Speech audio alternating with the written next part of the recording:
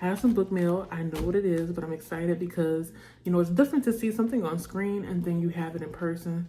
So I want you all to bask in the excitement with me. It completely slipped my mind that I had it, and I had gotten so comfortable. As you can see, I don't have my earrings on.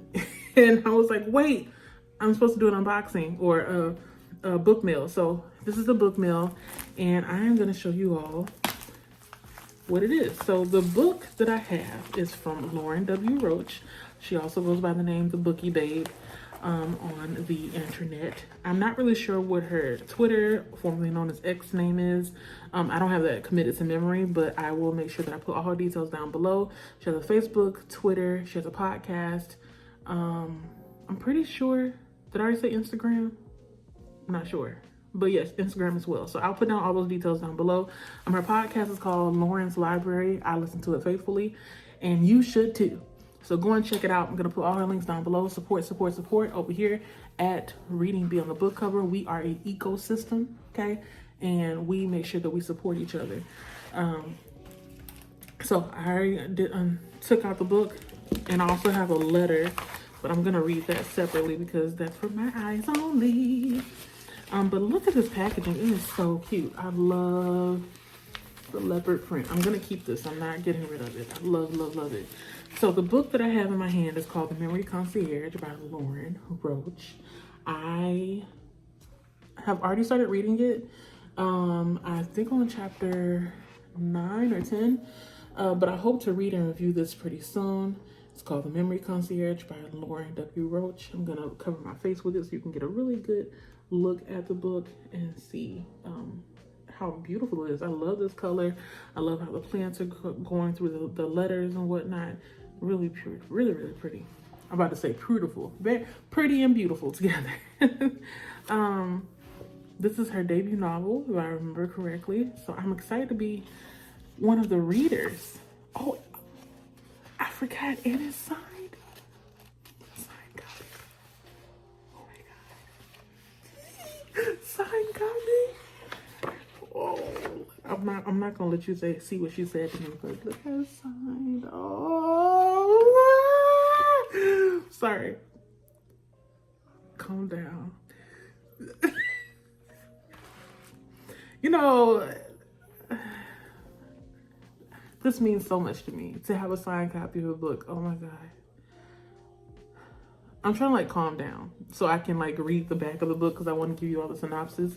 I may only read like the first paragraph, not the rest, because I don't personally like to read the entire synopsis of a book because I like going in blind and being surprised at everything. So yeah, I'm so excited. Thank you, Lauren. Shout out to you for sending me a signed copy of your book. Oh my God.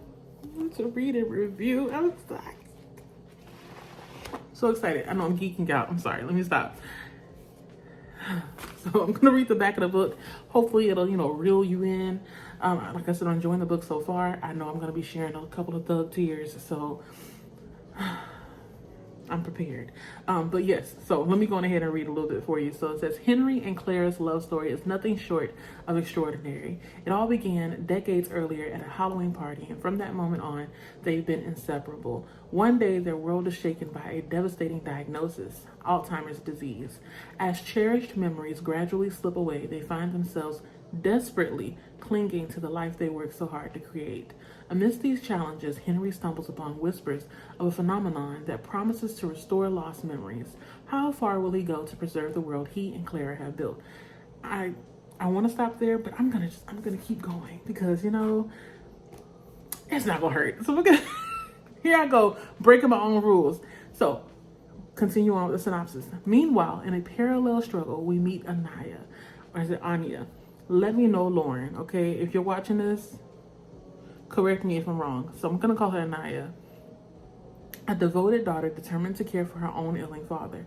As the firstborn, the weight of responsibility for her father's care in the wake of her mother's untimely passing falls squarely on her shoulders. Balancing her own dreams with the demanding role of caregiver becomes an increasingly uphill battle, especially when her siblings Devin and Drusilla offer little assistance.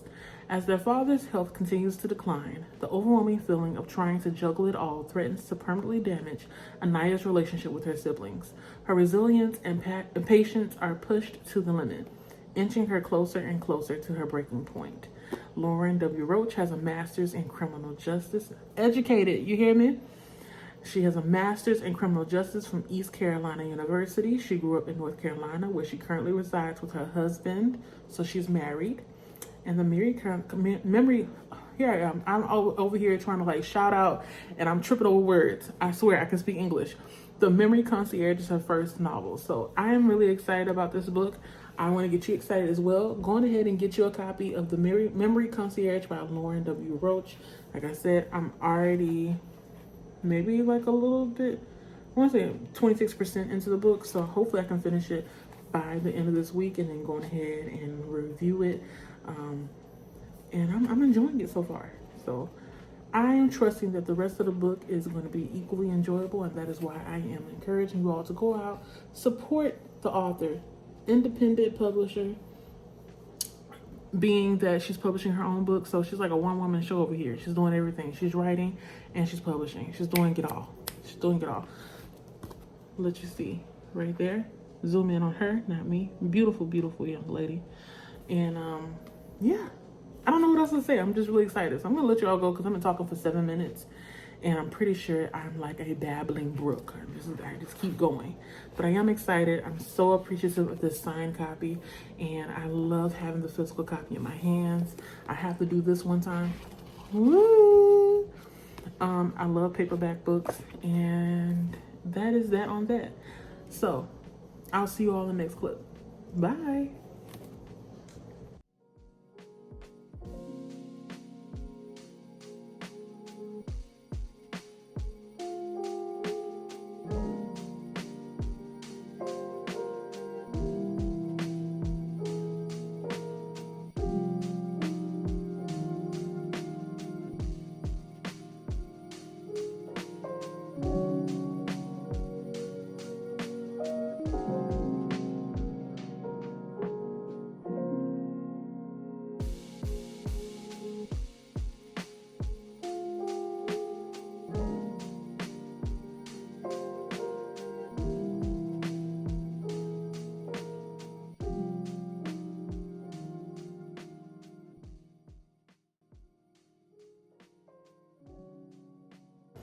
Hello, hello, hello. Hey, hey, hey.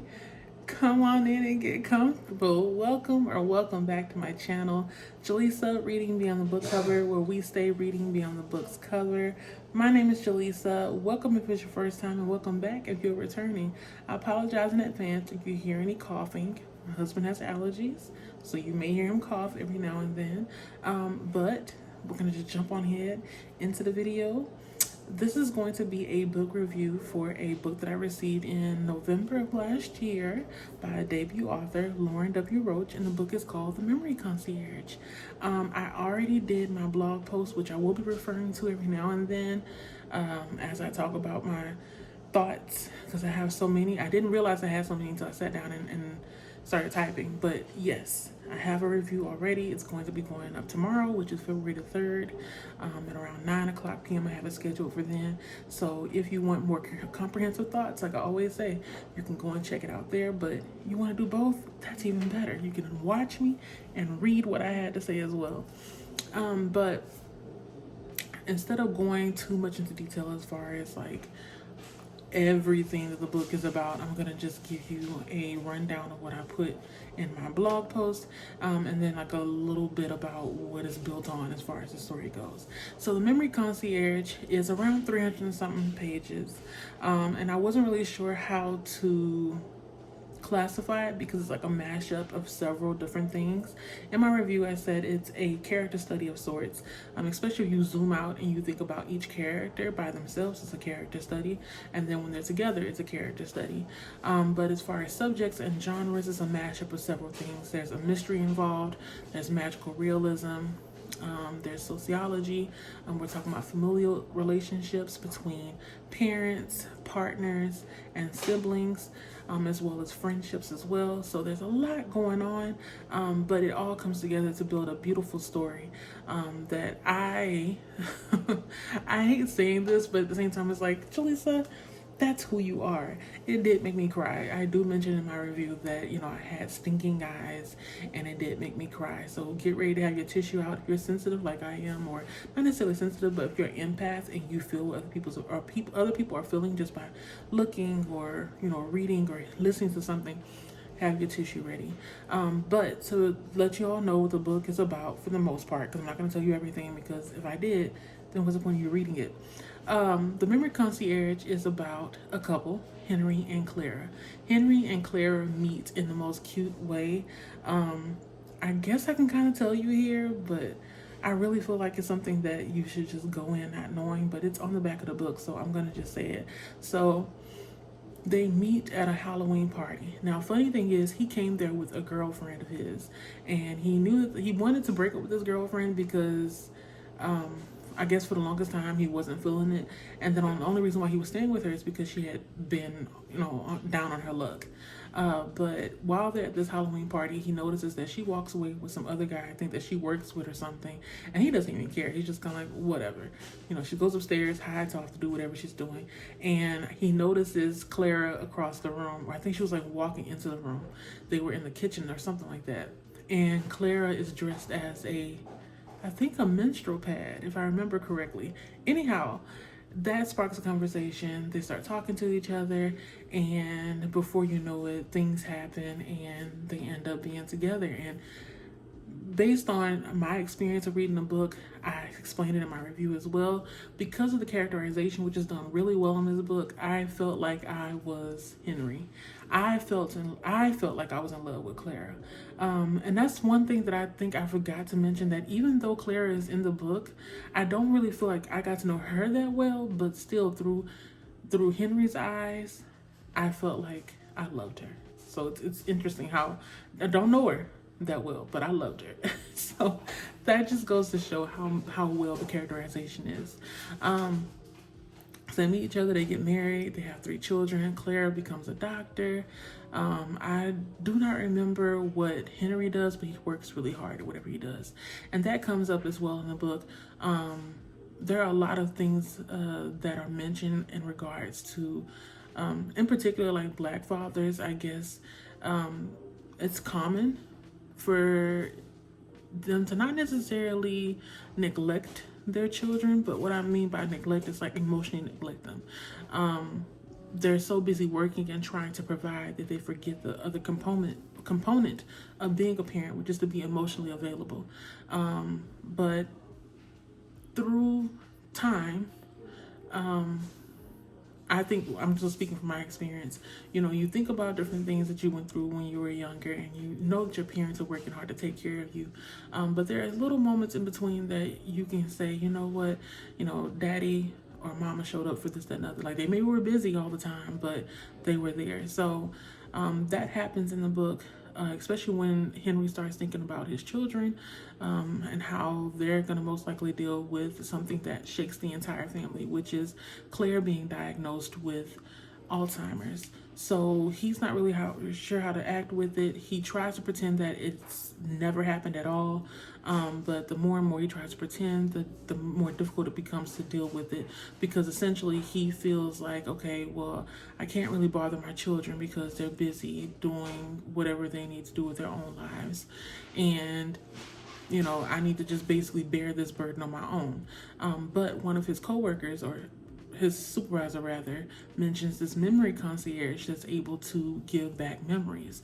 And so he asks the boss. At first he didn't want to do anything with the boss because he was like, I don't want to work with that, experimental stuff. We don't know if it works, blah, blah, blah, blah, blah. But he finally is like, I guess he's on his last when it comes to patience, and feeling like he's losing his wife completely, because as she's going through this, she's slowly forgetting her husband. And I also need to mention that there's a person that he works with, I think is his secretary, that's also dealing with a family member that has Alzheimer's. So that's how he's able to kind of cope with it over time. But he notices that because this other coworker, not the boss, but this other coworker has continuously told him, you need to go to therapy, or you need to come to a group so you can talk to other people that are dealing with the same thing. So you'll, kind of get some idea of how to manage being with someone that no longer remembers you or no longer knows who you are, and has maybe most likely unpredictable behavior because they're a different person than what you're used to seeing, and interacting with. But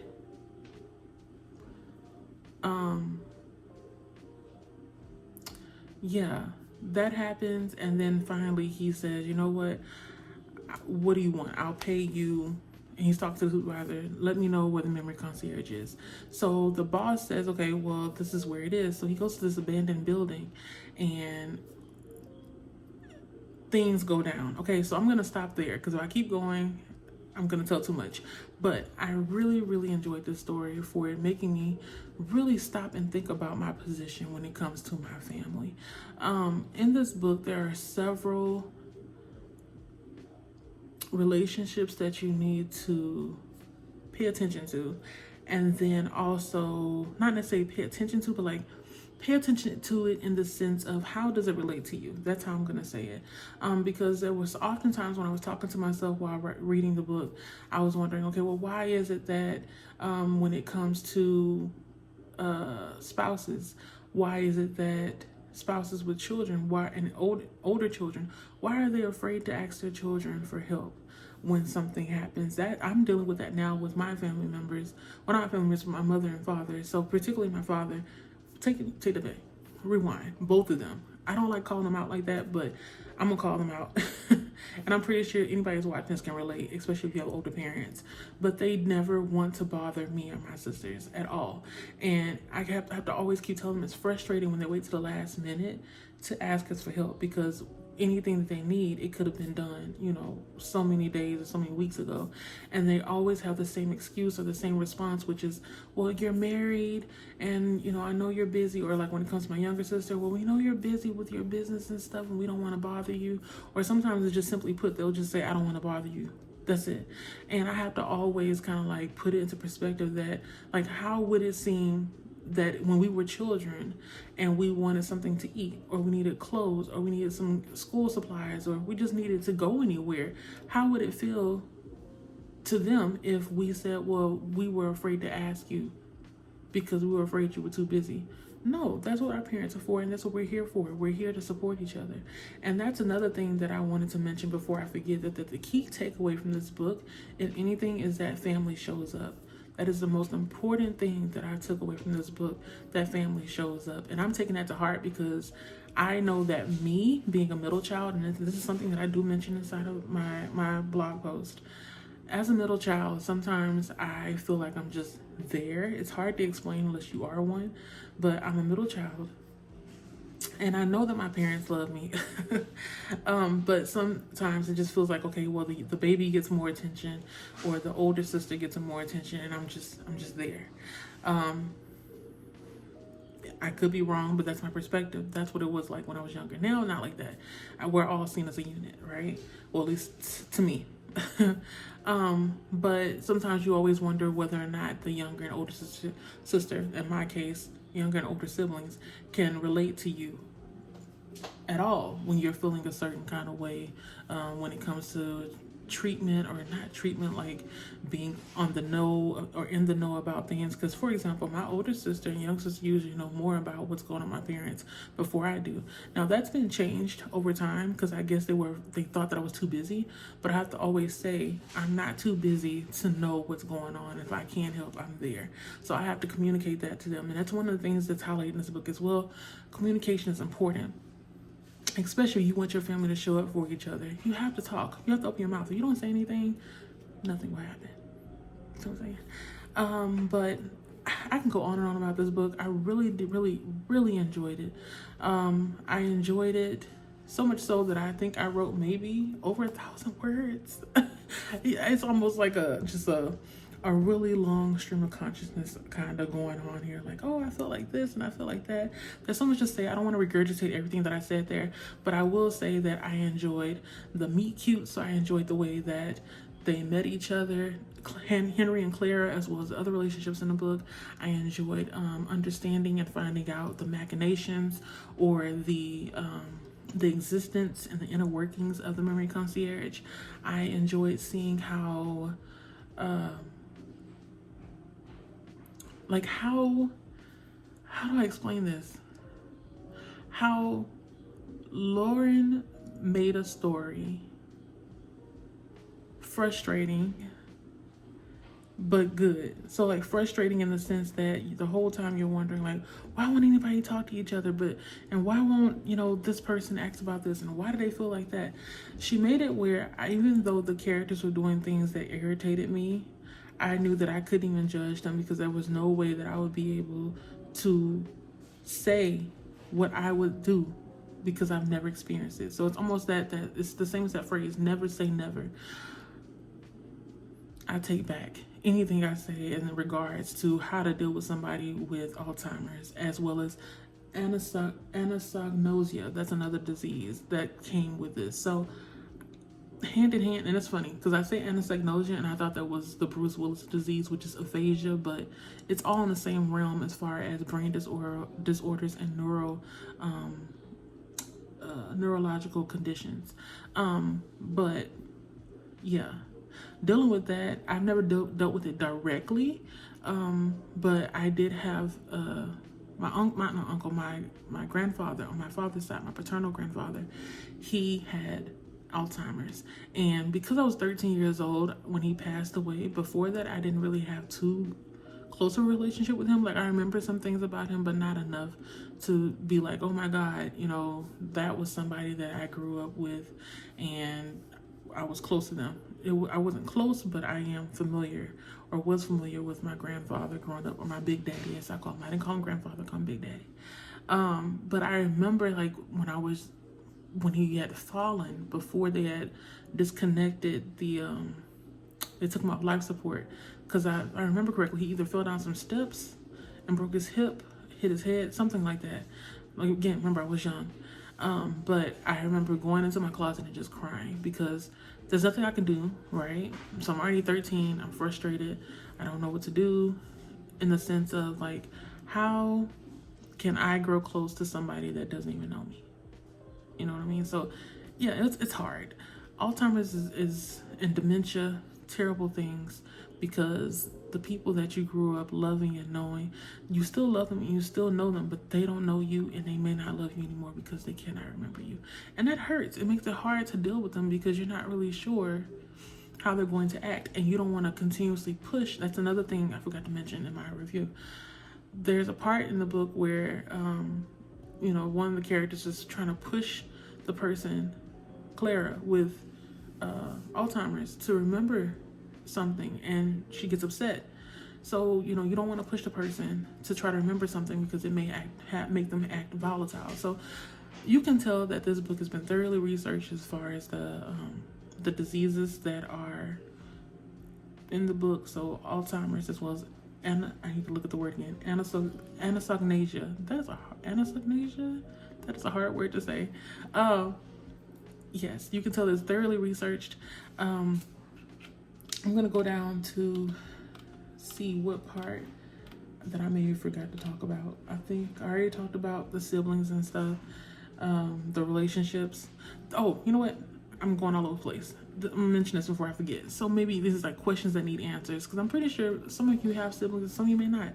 So one of the questions that I had is like, why do we feel like the oldest has to take on the burden of, not the burden, I hate saying that word, but yeah, essentially it's like the burden of everything. So for example, my older sister, she's more I feel like she's more financially able to help our parents with things. Then after that, it's my younger sister, and then it's me. That's how I see it in my eyes. But when it comes to emotional support, I feel like I may be best or better at that, or maybe on equal field. I don't know. Let me not do a comparison. But my main question is, why is it the oldest?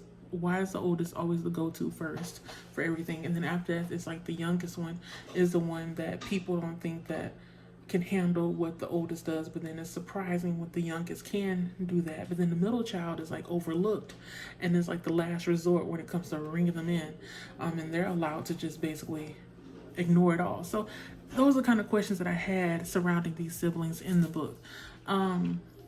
After that, what I said, I already mentioned how I felt, which was sad. but I was happy at some parts too. That's nothing I mentioned in my review, that there's a good balance of oh my gosh, what is going on, and then you're laughing at the same time. So it encompasses that phrase, you have to laugh for not crying, and I love that. I enjoy that kind of stuff. I already talked about my parents. I already talked about my siblings. What surprised me, which was the machinations of the memory concierge, as well as the meet cutes. That's what's surprising to me. And now I'm going to tell you if I would read another book by the author, and then who I would suggest it to. I would read another book by the author. In my review, I did a pretty lengthy section as far as what I would like to have more of, or what I expect them to show or do in their next work in progress. And my two things were, one, better use of space and movement, and my main example of that is, because in the story you're mostly in the head of each of the characters, and then you're also having flashbacks or reminiscence going on. It oftentimes felt like I was just still in the same spot and not really moving too much. It's really difficult to explain, so that's why I gave an example of, watching a television show. And when you're watching the television show, you see that, let's say, for example, I'm really upset. If I'm really upset or angry, I'm going to make sure I show it, right? Well, in this case, when I was reading it, it just kind of felt like, okay, the person is upset, they're visibly upset, but their actions to me aren't really showing they're upset. Like, I expected somebody to bump their leg on something or to drop something. Maybe that's just me. When I'm angry, sometimes I'll drop something or I'll bump into something. So that's all I asked for. I apologize for that. My husband decided he wanted to eat something, so the microwave is on. But then I also have just one little thing that I say, but it's something that I felt that is necessary, because if I don't say anything, then I feel like I'm not being real. So I did want to mention that there are maybe like 1 or 2 typos. Not a big deal. In my review, I even acknowledge that, it's something that is very minute. It didn't take away from the story. I continue to read, and the only thing that I expect is that in their next book, in Lauren's next book, that she takes great care to get it reviewed another time, just for just a small typos like that. Because, sometimes I'm not like that, but I know some people, they take away from the book and they make it seem like the whole book was not worth reading because of 2 typos. That's not how it was. I enjoyed myself. Them 2 typos, they were out of sight, out of mind. I only thought about them as I was doing the review. So, yeah, Lauren, you did a great job. And I suggest this book to? So, who I suggest this book to is specifically groups. I feel like it's a good book to read alone, but it's a great book to read together. So, and it's specifically with like family members and stuff, because I feel like it creates a great conversation around, like, okay, what is a working plan of action that we can do, or to make sure that when something happens with anybody in our family, like, how are we going to treat this? How are we going to deal with it without kind of somewhat regretting each other in a way? Is it regretting? I think that's a word. I'm pretty sure. I think that's the word I'm trying to look for. And then also, because it's a good group read, I just want to let you all know that I will have it as my group read for June 2024 for the Buddy Reads or Reading Beyond the Book Cover. So look out for that. If you're interested in it, I say check it out. You may enjoy it. I'm looking forward actually to the reread to see if I feel the same or different in regards to the plot and characters and whatnot. But yeah, again, June 2024, we will be reading it. Buddy Reads or Reading Beyond the Book Cover. Jump in if you want to. Go on ahead, support the author. And I think that's about it. I have other thoughts. Do I have any thoughts? I think that's all. I have to go through like a check over and over again to make sure that I covered everything I feel like talking about. If I didn't talk about it, it most likely is in my written review. So please check that out on my website, readingbeyondthebookcover.com. It should be live on the 3rd of February, 2024 at 9:00 a.m. Check it out. Leave a comment. Let me know you were there. And in the comments down below, let me know if you had any direct experiences with I gotta look it up again. Anosognosia or Alzheimer's. Like I said, I had experience with it with my grandfather, my paternal grandfather, and I know of some people that have had dementia. But what about you all? Let me know in the comments down below. Let me know how you all dealt with it in your family, and if you did deal with it in a way that wasn't favorable. Now, when you think about it in retrospect, what would you have done differently? Other than that, I want you to drink your water. Mind and business is yours, and continue reading Beyond the Book's cover. My name is Jaleesa, and I'll see you all next time. Bye.